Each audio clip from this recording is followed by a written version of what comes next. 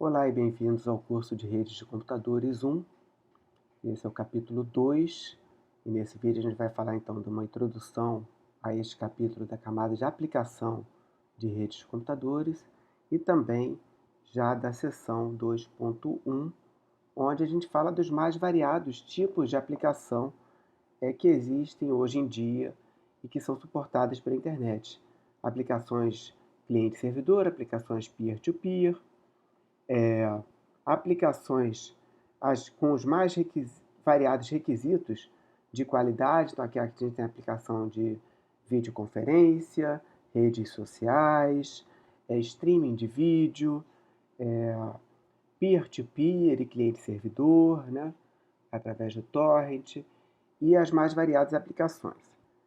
Então, a gente vai ver nessa seção 2.1 os princípios de aplicações de rede.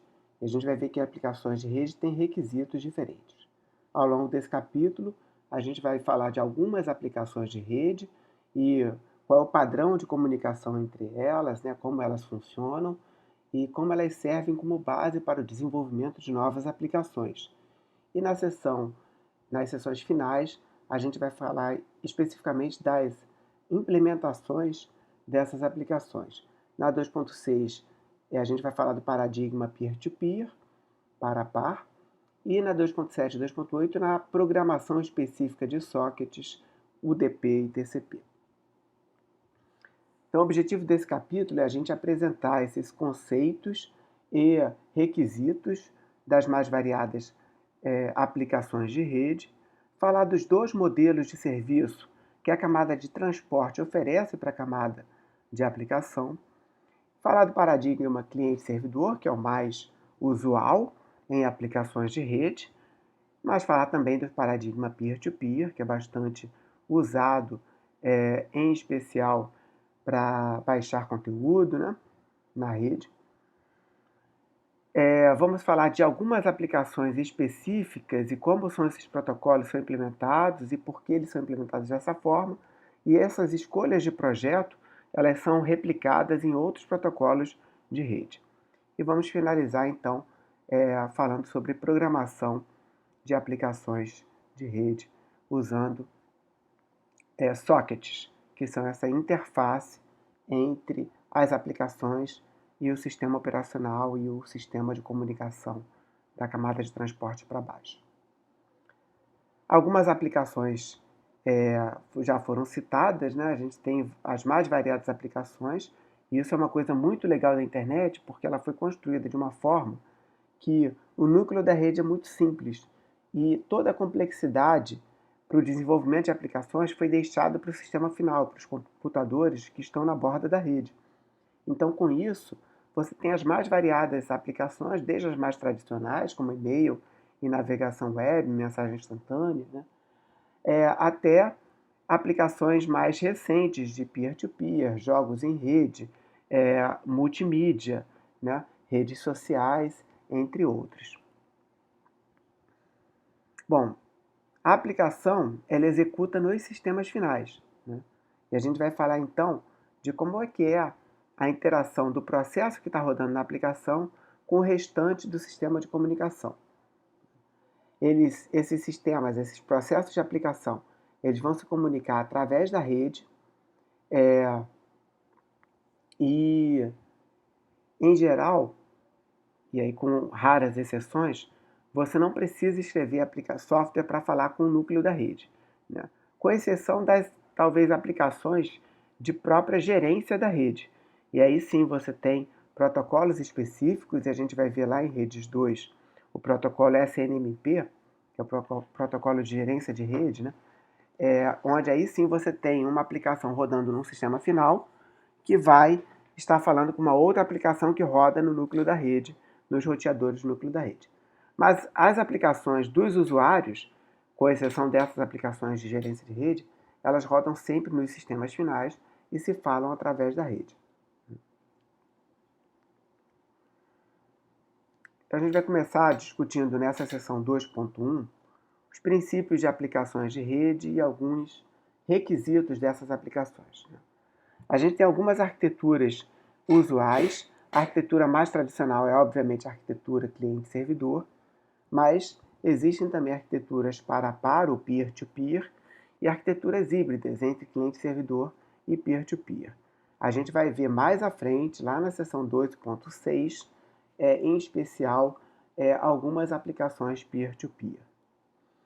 Na arquitetura cliente-servidor, é importante destacar as funções diferentes do servidor e do cliente. Então, aqui a gente tem um conjunto de servidores que estão sempre ligados.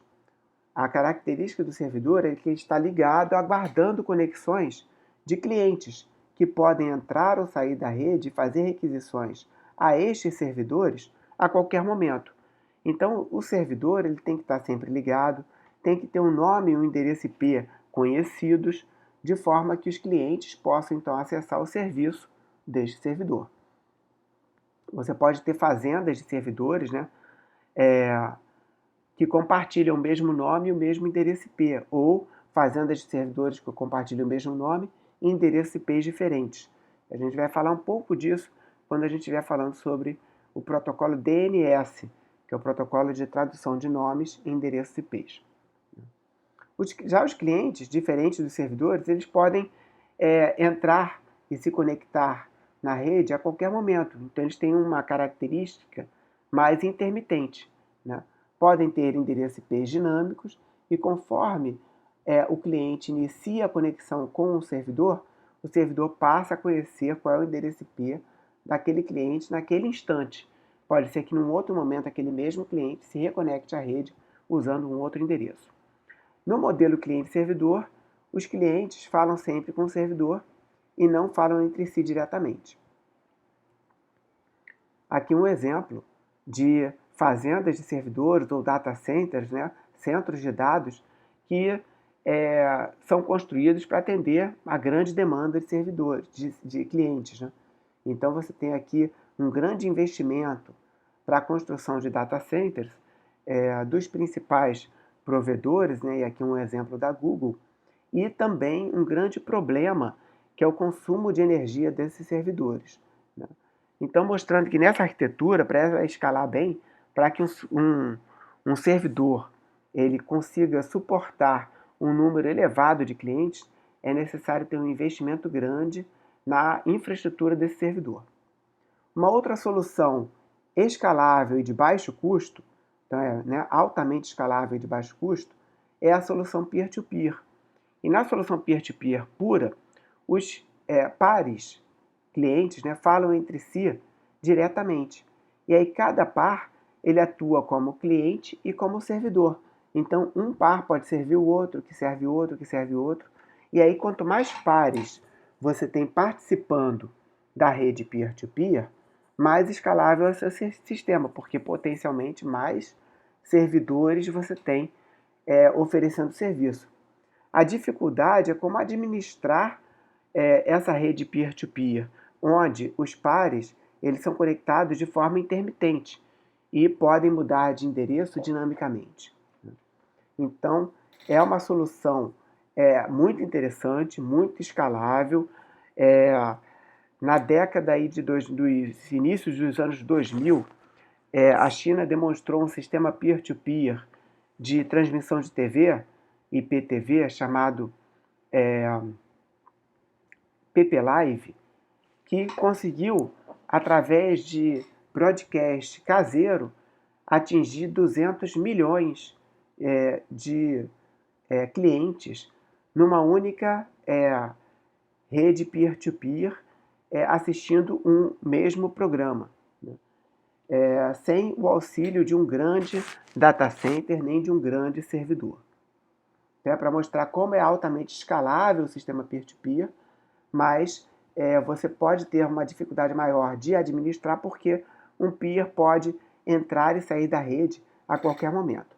E aí a solução encontrada pelos sistemas peer-to-peer é de oferecer mecanismos de incentivo para que um peer se mantenha conectado. Ou ele recebe mais créditos, ele é eleito para uma categoria de super peer, onde ele tem acesso mais rápido a uma gama maior de conteúdos e por aí vai. Então existem vários mecanismos de incentivo para que peers se mantenham conectados e, com isso, a escalabilidade da rede peer-to-peer aumenta. É comum também o uso de um modelo híbrido de cliente-servidor e peer-to-peer, né? Onde você tem um servidor centralizado, que ele faz a ponte entre os pares, e depois a conexão cliente a cliente é feita de forma direta, e não através do servidor mais. Então, por exemplo, você pode ter um cliente centralizado para auxiliar e mostrar quais são os peers que estão ligados. E isso é comum em servidores como Skype, WhatsApp, dentre outros. Mas depois a comunicação entre os peers ela é feita de forma direta, um peer falando diretamente com o outro sem o auxílio do nó central. A gente vai ver nessa seção 2.1 que as aplicações, tipicamente, elas são implementadas em processos que rodam numa máquina na área do usuário, né? E a comunicação em rede ela é feita através de uma comunicação entre processos. E observem que esses processos podem estar na mesma máquina ou em máquinas diferentes. No modelo cliente-servidor, o processo cliente inicia a conexão e o processo servidor precisa estar rodando previamente, esperando a primeira, o primeiro contato, a primeira requisição de um cliente, né? Uma vez que o cliente se apresenta para o servidor então pode servir o cliente. Esse que é o modelo mais básico, né? E a gente vai ver aqui que tipicamente então essa comunicação entre processos é feita através de trocas de mensagens. E a gente vai trocar essas mensagens entre os processos que estão rodando na área do usuário, com o kernel do sistema operacional e então com a rede, se necessário, ou com outros processos que possam estar na mesma máquina ou em máquinas diferentes. Uma observação é que nas arquiteturas peer-to-peer, cada nó da rede, cada par, ele tem que ter implementado tanto os processos clientes quanto processos servidores. Ou seja, um nó que, quando ele entra numa rede peer-to-peer, ele tem que iniciar um processo, uma thread, em que rode ali um processo servidor, que fique aguardando conexões de outros clientes. E também, obviamente, tem um processo cliente que pode fazer requisição a outros servidores da rede peer-to-peer.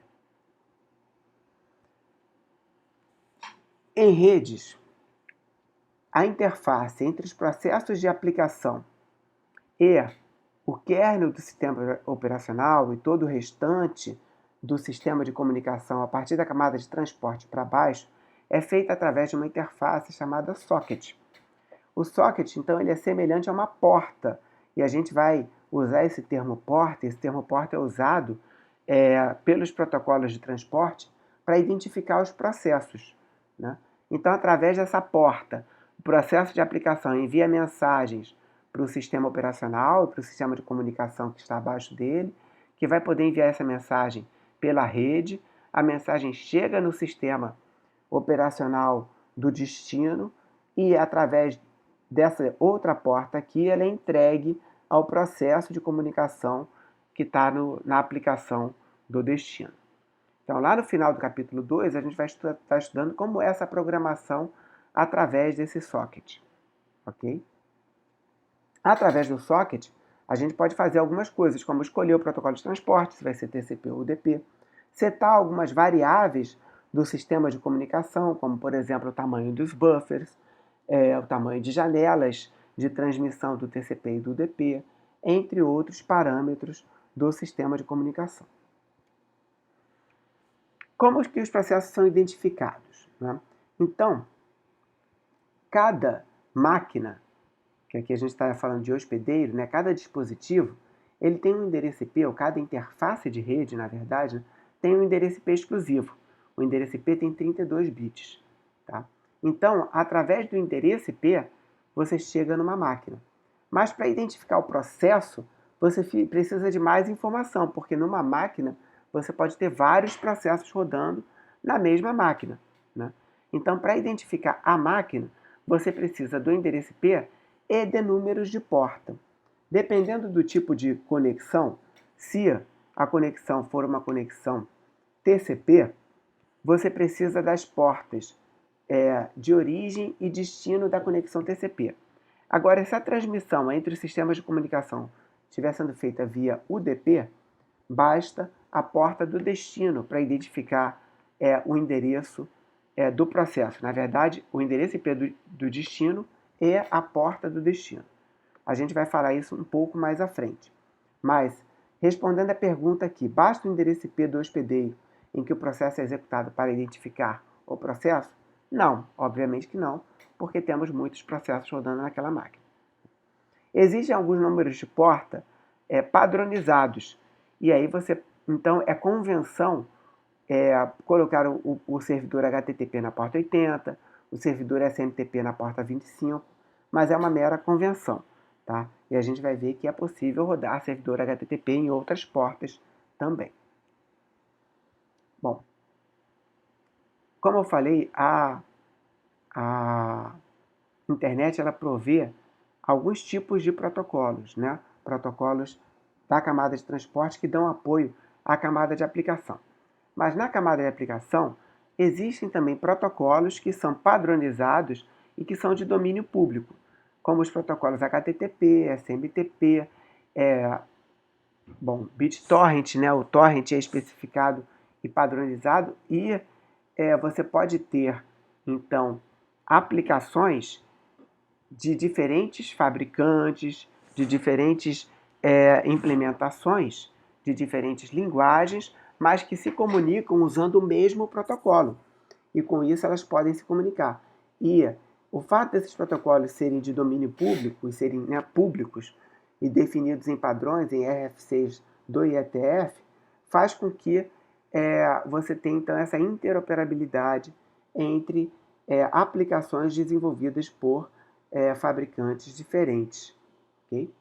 Então, os protocolos, a gente já falou lá no capítulo 1, eles definem, né, o tipo da mensagem a ser trocada, a sintaxe da mensagem, a semântica da mensagem e as regras de quando e como os processos devem enviar e responder às mensagens. Agora, existem também protocolos proprietários, em que aí não existe interoperabilidade, porque o protocolo não é público.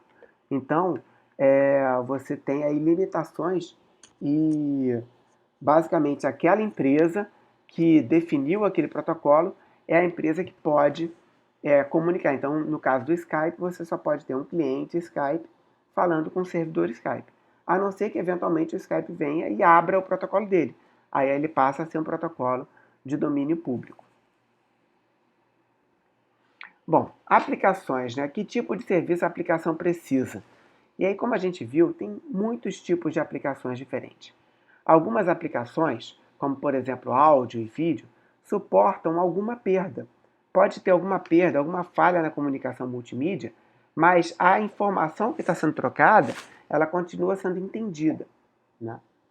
Mas já outras aplicações, como transferência de arquivos, transferência bancária, transferência de dados, precisam de 100% de confiabilidade. Você não pode ter um bit trocado, porque aquele um bit trocado pode fazer aquela aplicação não rodar mais, ou pode corromper um arquivo, ou pode mudar completamente uma transferência bancária. Então, algumas aplicações não toleram nada de perda, enquanto outras aplicações toleram alguma perda. Algumas aplicações, por exemplo, aqui na parte de temporização, elas suportam alguma variação temporal, como, por exemplo, as transferências de arquivos, transferências de dados, elas, em geral, toleram algum atraso mais variável, né? São ditas aplicações elásticas, né? Toleram também variação na banda passante, na vazão da aplicação. Mas não toleram muitas variações no atraso. Então, por exemplo, uma comunicação por videoconferência interativa, ela não tolera muito atraso na rede, porque senão a interatividade da aplicação fica prejudicada, né? Algumas aplicações elas precisam de uma banda mínima para elas funcionarem, né? Porque senão não tem como transmitir o vídeo ou o áudio se a banda disponível estiver abaixo de um determinado valor. Outras aplicações são ditas aplicações elásticas, que elas se adaptam e usam qualquer vazão que esteja disponível. Pode ser que para transferir um arquivo, se eu tenho muita vazão, aquela transferência vai ser feita de uma forma bem rápida. Mas, se a vazão é restrita, é reduzida, a minha aplicação continua funcionando. Mas pode ser que ela demore muito mais, né? Mas a aplicação em si continua funcionando. Algumas aplicações têm requisitos de segurança, onde os dados precisam ser criptografados, onde os dados não podem ser alterados e por aí vai. Bom, mas apesar das aplicações terem esses requisitos diferentes, a internet não provê tantas opções, né? Então aqui nessa tabela a gente está mostrando um exemplo, um resumo de aplicações que algumas não toleram nenhuma perda, outras são tolerantes a alguma perda. Algumas aplicações precisam de uma banda mínima para funcionar, outras são elásticas. Algumas aplicações não são sensíveis a variações no tempo, então você pode ter variação no atraso. Outras são sensíveis, e aí a comunicação tem que ser feita num determinado limite de tempo, senão a qualidade daquela comunicação fica prejudicada.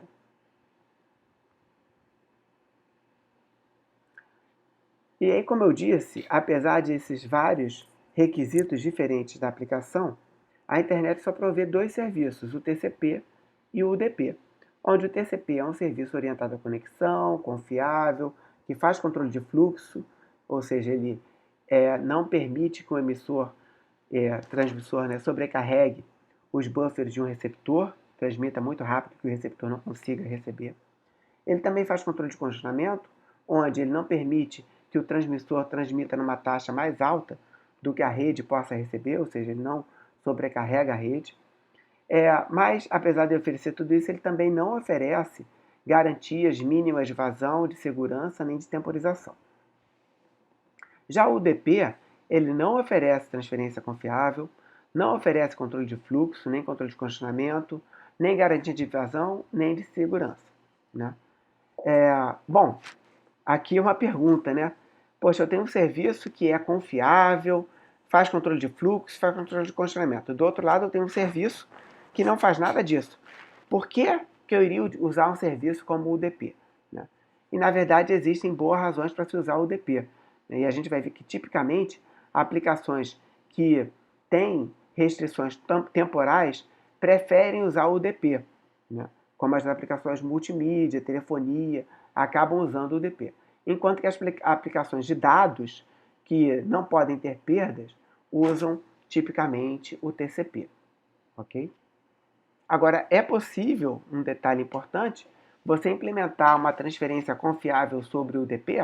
E a resposta é sim, né? Eu posso implementar, inclusive, o mesmo mecanismo que o TCP usa para recuperar erros na camada de aplicação.